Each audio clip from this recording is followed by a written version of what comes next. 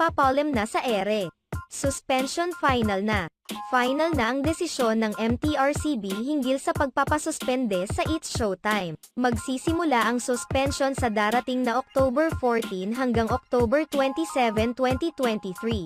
Habang nakasuspinde ang nasabing noontime show, pansamantala muna silang papalitan ibang programa na pangungunahan ng ibang mga host. Ayon sa aming nakalap na impormasyon, hindi umano pumayag ang pamunuan na kunin ang mga hosts ng It's Showtime bagkus kumuha sila ng mga panibagong host.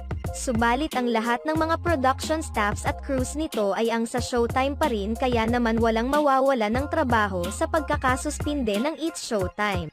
Sa ngayon ay hindi pa malinaw kung ano ang mangyayari sa ipinalit na programa sakaling matapos na ang suspension ng It's Showtime.